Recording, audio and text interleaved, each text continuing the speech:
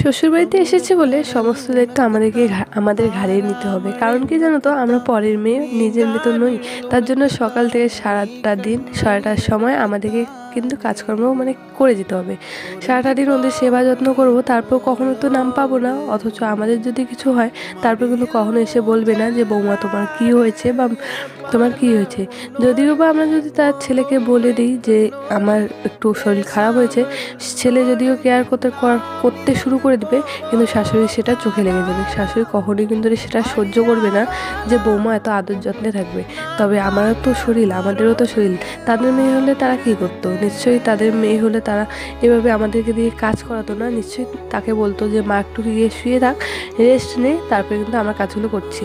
কিন্তু এখানে তো সেটা নয়। এখানে তো আমরা পরের মেয়ে, অন্য বাড়ির মেয়ে।